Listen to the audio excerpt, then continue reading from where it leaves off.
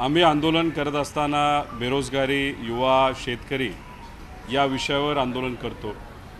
पण सत्तेत असणारे लोक हे वेगळाच विषय पुढे आणतात आणि त्याच्यावर आंदोलन करतात। नागपूरला एका कलाकाराच्या विषयावर त्या ठिकाणी त्यांनी आंदोलन केलं, विधानसभा बंद पाडली आणि आज आपण बघितलं तर सामान्य लोकांचे प्रश्न बाजूला ठेवून एक राजकीय विषय घेऊन ते आंदोलन करत होते। त्यामुळे या सरकारमध्ये असणारा सर्व पक्षाला फक्त राजकारणच कळतं हे आज त्या ठिकाणी सिद्ध झालं। तर आज राज्याचे माजी मुख्यमंत्री आणि सध्याचे विद्यमान उपमुख्यमंत्री देवेंद्र फडणवीस दोघे एकत्र येताना पाहायला मिळालं, चर्चा रंगत आहे। एकत्र येणार का? कोण कोण कोण? राज्याचे उपमुख्यमंत्री देवेंद्र फडणवीस आणि माजी मुख्यमंत्री उद्धव ठाकरे आज एकत्र आले विधानभवनात। योगायोग असेल, एकत्रित आले। खरं तर राजकीय चर्चा याच्यावर होणारच। नमा होमिओपॅथीमुळे हजारो पेशंट्स तर बरे झालेच आहेत, पण हजारो कुटुंबांना तुम्ही बरं करण्याचं पुण्य तुम्हाला मिळालं। नमा होमिओपॅथी, आरोग्य संजीवनी। त्यामुळे या बाबतीत आम्ही चिंता करण्याची कुठेही गोष्ट नाही। खऱ्या अर्थाने जो दुसरा गट आहे जो आज फडणवीस साहेबांबरोबर आहे त्यांनी या बाबतीतली चिंता करावी। मी एवढंच म्हणेल, योगायोग आणि याच्यावर कुठलेही राजकीय भाष्य करणं योग्य नाही असं मला वाटतं। काल काल राज ठाकरेंची सभा झाली, तुम्ही ऐकली असेल, अनेक मुद्द्यांवरती त्यांनी टिप्पणी केली, कसं होतं याकडे काय? पूर्वी त्यांचं भाषण ऐकायला बरं वाटत होतं, बेरोजगारांचे मुद्दे असायचे, शेतकऱ्यांचे मुद्दे असायचे। कालचं त्यांचं भाषण ऐकलं, सामान्य लोकांचे विषय कुठलेच नव्हते आणि त्याच्यात जे काय विषय होते ते राजकीय विषय होते। ते बोलत असताना पूर्वी भाजप जिथं जिथं चुकायचं त्या बाबतीत ते बोलायचे, पण काल भाजपच्या विरोधात कुठेही ते बोलले नाहीत। याच्यावरूनच काहीतरी सिद्ध होतं की त्यांचं भाषण हे कुठंतरी महानगरपालिका, तिथं असणारं इलेक्शन आणि काही प्रमाणात अप्रत्यक्षपणे भाजपला मदत व्हावी म्हणून ते भाषण व्हावं आणि सभा झाली असं अनेक लोकांचं मत आहे। त्यांच्या भाषणामध्ये सामान्य लोकांचे विषय आले असते, बेरोजगारीचा आणि शेतकऱ्यांचा विषय आला असता तर आम्ही त्यांना मानलं असतं।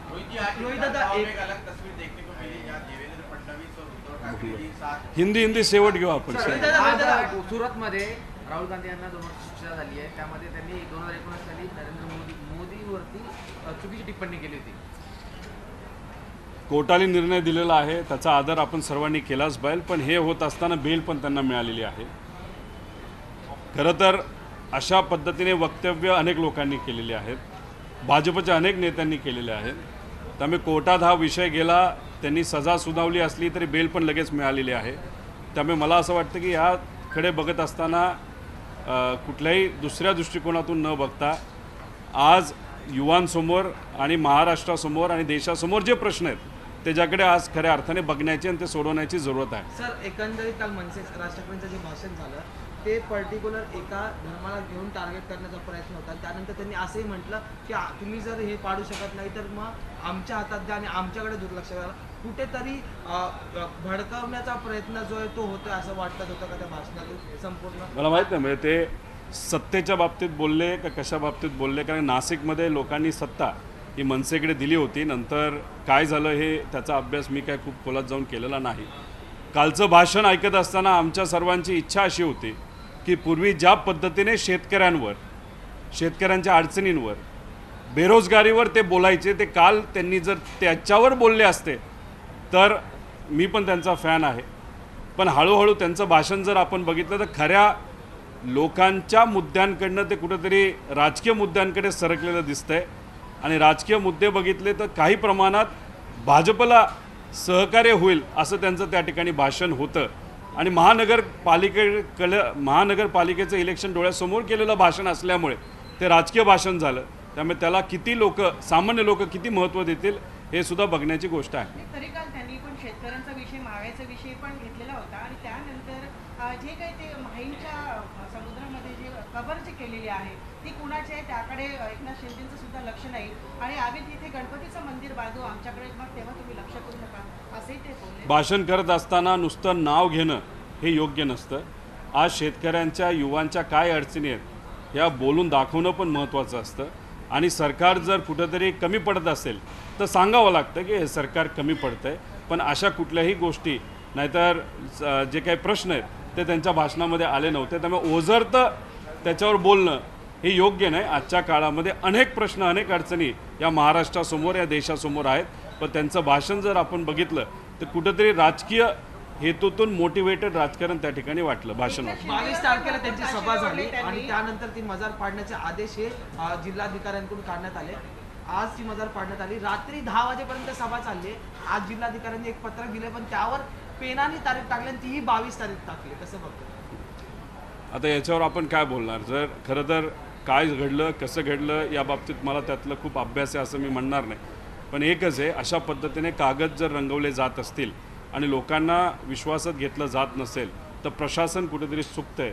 त्यामुळे जे काय असेल लिगली करणं हे योग्यच ठरलं असलं तरी कुठेही अशा पद्धतीने बॅकडेटेड डॉक्युमेंट केले जात असतील ते सुद्धा फक्त भाषणात मुद्दा आला म्हणून तर प्रशासनाच्या बाजूने ते योग्य गोष्ट नाही. रोहित दादा, पवार कुटुंबियांना खास करून टार्गेट देखील केलेलं आहे. म्हणजे स्वतःच्या शपथविधी असो वा काकांनी डोळे वटारले असं देखील त्यांनी म्हटलेलं आहे. एकूणच पवार कुटुंबियांना भाषणामधून देखील टार्गेट ते भाषणात नाही तर राजकीय दृष्टिकोनातून पवारांना टार्गेट केल्याशिवाय बातम्या होत नसतात. त्यामुळे बातमी जर व्हायची असेल तर ते बोलावंच लागतं. ही काय आजची प्रथा नाही, ते अनेक वर्षांपासून आलेली ती प्रथा आहे. त्यामुळे याच्यावर वेगळं काय मी बोलणार नाही. फक्त एकच विषय आहे की जे काही सामान्य लोकांचे विषय होते ते काय त्यांच्या भाषणामध्ये दिसलेले नाहीत. अनेक कार्यकर्ते तिथं जे आले होते सामान्य कुटुंबातले कार्यकर्ते होते. त्यांची अपेक्षा होती की पूर्वी ज्या पद्धतीने राज ठाकरे साहेब बोलत होते तशाच पद्धतीने आज लोकांसमोर असणाऱ्या अडचणीवर ते बोलतील. पण तसं काय काल घडलेलं नाही. हिंदी में जानना चाहेंगे सर, राहुल गांधी, इनको 2 साल की सजा हुई है और अभी बीजेपी के विधायक बोल रहे हैं कि राहुल गांधी गद्दार है, उनको देश में नहीं रखना चाहिए. एक तो दो अलग विषय है.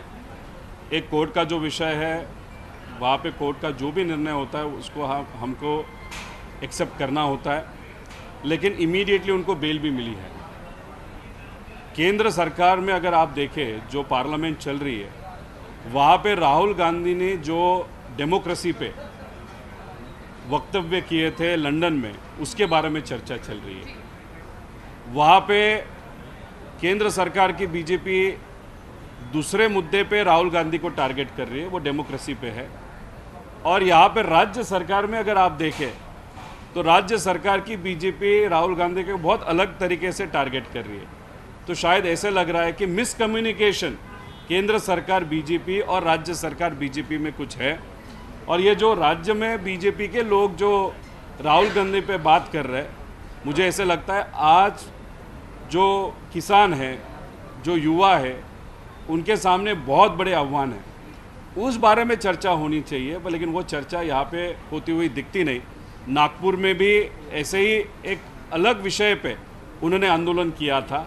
आज भी अगर आप देखें तो जो कॉमन लोगों के विषय है उस पर आंदोलन न करते हुए उन्होंने जो आंदोलन किया वो राजकीय हेतु पे किया.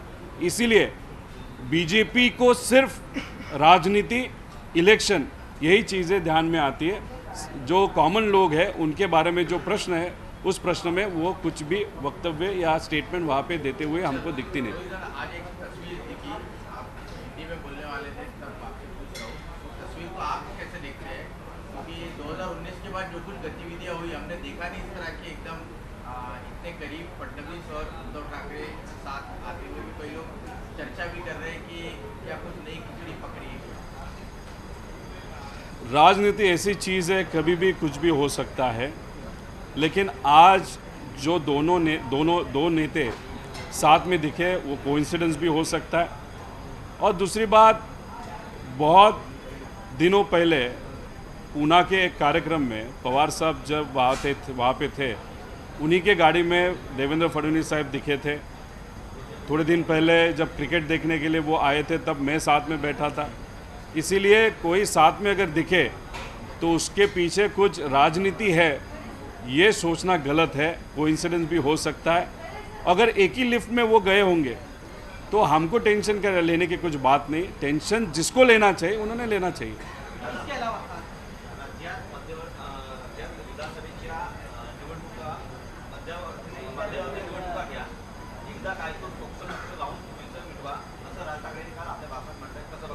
अरे वा, स्वागत करण्यासारखी गोष्ट आहे. त्यांना जर वाटत असेल त्याच्याचबरोबर असं कळतं आहे की त्यांनी लिहिलेलं पत्र हे BJP सिरियसली घेतं आणि त्याच्यावर लगेच प्रतिक्रिया ही BJPकडनं सकारात्मक होते. मी राज ठाकरे साहेबांना विनंती करेल असंच पत्र राज्य सरकारकडे द्यावं की मध्यवर्ती इलेक्शन त्या ठिकाणी घेण्यात याव्या. खरं तर आपण गव्हर्नर जे महाराष्ट्राचे बदलले त्याच्यावरूनच एक गोष्ट समजून घेतली पाहिजे. आत्ता आलेले गव्हर्नर तसे खूप अभ्यासू आहेत, ॲडमिनिस्ट्रेशनवर त्यांचं खूप वचक आहे आणि मग आत्ता ते गव्हर्नर इथं महाराष्ट्रामध्ये आले असतील तर असंही म्हणलं जातं की लवकरच प्रेसिडेंट रूल आपल्या या राज्यावर त्या ठिकाणी येऊ शकतो. त्यामुळे राज ठाकरे साहेब जे बोलतात कदाचित भाजपच्या मनामध्ये असं असावं, कारण का ज्या गटाबरोबर भाजप गेलेलं आहे त्या गटाचा फायदा भाजपला खूप होताना त्या ठिकाणी दिसत नाही. सगळे सर्वे नेगेटिव्ह असल्यामुळे जिल्हा परिषद, पंचायत समिती, महानगरपालिका, नगर परिषद याचे इलेक्शन भाजप लावत नाही. त्यामुळे सगळे सर्वे जर नेगेटिव्ह जात असतील तर भाजपलाही कुठंतरी असं मनामध्ये असेल की इलेक्शन होऊ द्या, जे काही गटाबरोबर आपण गेलेलो त्याचा फायदा होत नसेल तर मग कदाचित लोकांच्या माध्यमातून त्यांना फायदा होईल असं त्यांच्या मनामध्ये असलं तर मी एक गोष्ट तुम्हाला सांगतो की लोकांच्या मनामध्ये भाजपबरोबर गेलेला गट आणि भाजपच्या विरोधात खूप मोठ्या प्रमाणात नकारात्मकता आहे. त्यामुळे लवकरात लवकर इलेक्शन व्हावं असं आमचंही सुद्धा मत आहे. त्यामुळे ते घेतील अशी आशा आपण सर्वजण करू. नागपुर के अधिवेशन में हर दिन हर रोज सीढ़ियों पे बैठ के आंदोलन किया गया और एकनाथ शिंदे जी के बारे में मतलब जो है कि राजीनामा जो है उन्होंने देना चाहिए, ऐसी मांगों को लेकर में हर दिन वहाँ पर अधिवेशन चलने नहीं दिए. अब की बात क्या है? नहीं, अब की बार उस टाइम हमने जो आंदोलन किए थे, हमारे पास जो इन्फॉर्मेशन आई थी और मीडिया के माध्यम से जो कुछ न्यूज़ वहाँ पे लगी थी वो एकनाथ शिंदे साहब जो मुख्यमंत्री है उनके खिलाफ एक न्यूज़ आई थी, उदय सामंत साहब के खिलाफ आई थी, राठौड़ साहब के खिलाफ आई थी. कोइंसिडेंस ऐसा था, नागपुर में जो आंदोलन हुआ वो एकनाथ शिंदे साहब के जो सब नेता हैं उनके गट के उनके खिलाफ ही हुआ था. पेपर में जो न्यूज़ आई थी वो उन्हीं के बारे में आई थी.